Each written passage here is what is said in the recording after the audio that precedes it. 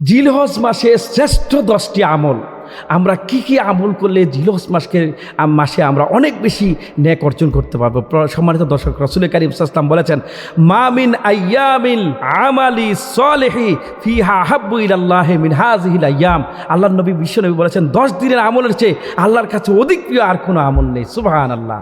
আল্লাহ রাসূল, প্রিয় নবী হযরত মুহাম্মদ সাল্লাল্লাহু আলাইহি ওয়াসাল্লাম বলেছেন যে জিলহজ মাসের এই 10 দিনের আমলের চাইতে আল্লাহর কাছে আর প্রিয় কোনো আমল নাই। সুতরাং এই 10 দিনের আমলের অনেক গুরুত্ব রয়েছে। সম্মানিত দর্শক, সর্বপ্রথমে আমরা যে আমলটি করব, সময় মতো 5 ওয়াক্ত নামাজ আদায় করব। আল্লাহ সুবহানাহু ওয়া তাআলা বলেছেন, আকিমুস সালাতা, তোমরা নামাজ কায়েম করো। আল্লাহ নবী, বিশ্বনবী হযরত মুহাম্মদ রাসূলুল্লাহ বলেছেন যে মান হাফাজা আলা সালাতি আকরামাহুল্লাহু বিখামসিন কিসাল, যে ব্যক্তি নামাজ আদায় করবে আল্লাহ সুবহানাহু ওয়া তাআলা তাকে 5টি সম্মান দান করবে। 1 নাম্বার, ইয়ারফাউ আনহু দিকাল মাউত, তার থেকে তার মৃত্যুর আযাব তুলে নিবে। ও আযাব আল কবর, কবরে আযাব দিবেন না। এরপর ইউতিহি বিয়ামিনহি, তারা আমলনামা ডান হাতে দান করবেন। তারপরে 4 নাম্বার হচ্ছে ওয়ামুরু আলা সিরাত, মানে কালবারকে, অর্থাৎ তাকে বিজলির ন্যায় সিরাত পার করায় দেবে। ওয়াদখিলুল জান্নাতা বিগাইরি হিসাব, আল্লাহ নবী বলেছেন তাকে বিনা হিসাবে জান্নাত দান করে দেবে। সুবহানাল্লাহ। সম্মানিত দর্শক, নামাজের এত গুরুত্ব। আল্লাহ নবী বিশ্বনবী বলেছেন, মান হাফাজা আলাইহা সালাতান, যে ব্যক্তি নামাজের হেফাজত করবে, কানাত লাহু নূরান, নামাজ তার জন্য নূর হবে। ওয়া বুরহানান, দলিল হবে। ও নাজাতা ইয়াউমাল কিয়ামা, কিয়ামতে তার জন্য কিয়ামতে নাজাতের কারণ হয়ে যাবে। সুবহানাল্লাহ। ওমাল্লাম ইউহাফিজ আলাইহা মাল্লাম তাকুন লাহু নূরান, যে ব্যক্তি নামাজের হেফাজত করবে না, নামাজ তার জন্য নূর হবে না। ও বুরহানান, দলিল হবে না। ও নাজাতান, এবং নাজাতের মুক্তির কারণও হবে না। আল্লাহ নবী বিশ্বনবী বলেছেন, ওয়া কানা ইয়াউমাল কিয়ামাতি মা কারুনা ওয়া ফিরাউনা ওয়া উবাই ইবনে খালব, যে ব্যক্তি নামাজ পড়বে না, আল্লাহ নবী বিশ্বনবী বলেছেন তার হাসর হবে কারুনের সাথে, ফেরাউনের সাথে, উবাই ইবনে খালফের সাথে। সম্মানিত দর্শকের জন্য আমরা নামাজ আদায় করব। 2 নম্বরে নফল রোজা রাখবো। আমরা বিশেষ করে রমজানে 30টি রোজা রেখে থেকে আল্লাহ সুবহানাহু ওয়া তাআলা বলেছেন, শাহরুর রমাদান আল্লাযী উনজিলা ফীহিল কুরআন হুদাল লিন-নাসি ওয়া বায়্যিনাতিন মিনাল হুদা ওয়াল ফুরকান। আল্লাহ বলেছেন, ইয়া আইয়ুহাল্লাযীনা আমানু কুতিবা আলাইকুমুস সিয়ামু কামা কুতিবা আলাল্লাযীনা মিন ক্বাবলিকুম লাআল্লাকুম তাত্তাকুন। এই 30টা রোজা রাখা রমজান মাসে ফরজ, কিন্তু ফরজ বাদ দিও অনেক সময় নবী করিম সাল্লাল্লাহু আলাইহি ওয়াসাল্লাম বিভিন্ন সময় রোজা রেখেছেন, এগুলো সুন্নত অথবা নফল।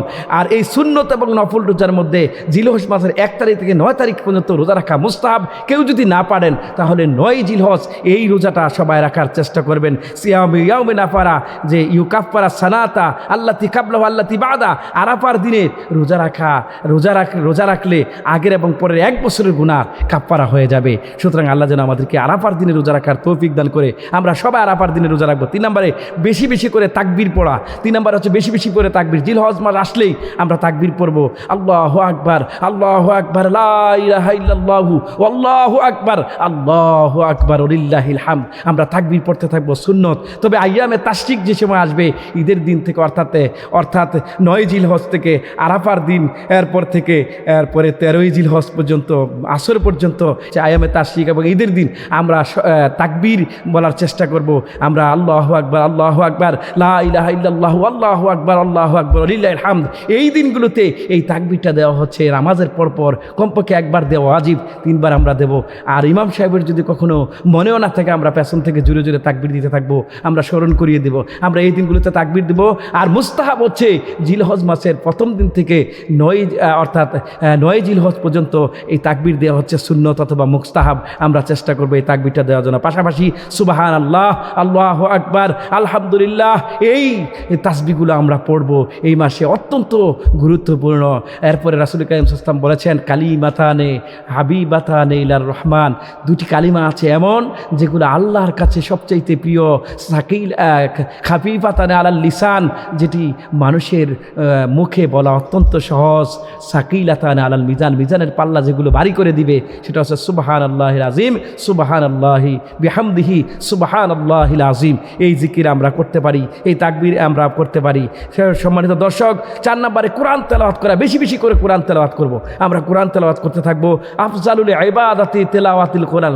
কোরআন তেলাওয়াত হচ্ছে মানে সবচাইতে নফল ইবাদতের মধ্যে গুরুত্বপূর্ণ একটি ইবাদত।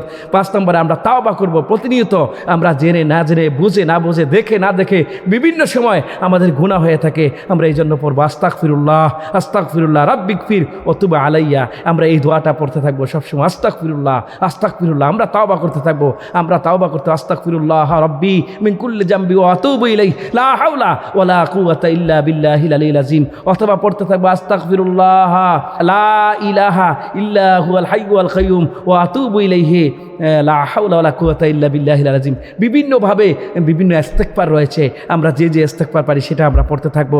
6 নম্বরে দান সদকা, বেশি বেশি করে দান সদকা করব। সম্মানিত দর্শক, এই জিলহজ মাসে আমরা এই দান সদকা বেশি বেশি করব। 7 নম্বরে হচ্ছে কুরবানি করা। আমরা এই জিলহজ মাসে যেহেতু কুরবানি করব, আমরা কুরবানির প্রস্তুতি নেব। কারণ আল্লাহ তাআলা বলেছেন ফাসাল্লি রাব্বিকা ওয়ানহার, আল্লাহর জন্যে নামাজ পড়ো এবং কুরবানি করো। সম্মানিত দর্শক, 8 নম্বরে আমরা জিলহজ মাসে চুল নখ কাটবো না। যেহেতু রাসূল কারীম সাল্লাল্লাহু আলাইহি ওয়াসাল্লামের হাদিসে এসেছে, নবী কারীম সাল্লাল্লাহু আলাইহি ওয়াসাল্লাম বলেছেন যে তোমরা জিলহজ মাস দেখা দিলে এই 10 দিনে তোমরা চুল যতক্ষণ পর্যন্ত 1ম তারিখ থেকে 10 তারিখ অর্থাৎ কুরবানি দেওয়া পর্যন্ত তোমরা চুল, দাড়ি, নখ এগুলো কাটবা না। এই জন্য আমরা কাটবো না, যেহেতু রাসূলের সুন্নত, আমরা চুল, দাড়ি, নখ কাটবো না। 9 নম্বরে আত্মীয়তার সম্পর্ক বজায় রাখবো। কখনো যদি আত্মীয়তা আমার থেকে সম্পর্ক ছিন্ন করতে চায়, আমরা চেষ্টা করবো তার সাথে সম্পর্ক ধরে রাখার জন্য। ওয়াসিলুল আরহাম, আমরা আত্মীয়তার ছিন্ন করবো না, আমরা তাদের সাথে সম্পর্ক রাখবো। রব্বানা তাকাব্বাল মিন্না ইন্নাকা আনতাস সামিউল আলিম। আর বিশেষভাবে আমরা এই দোয়া করতে থাকবো। সম্মানিত দর্শক, বেশি বেশি করে এই দোয়াগুলো পড়া। 10 নম্বরে আমরা পড়বো রব্বানা তাকাব্বাল মিন্না ইন্নাকা আনতাস সামিউল আলিম। এভাবে আমরা বিভিন্ন আমল করতে থাকবো। আল্লাহ যেন আমাদেরকে আমল করার জন্য তৌফিক দান করে, আল্লাহ পাকের জান্নাত দান করে।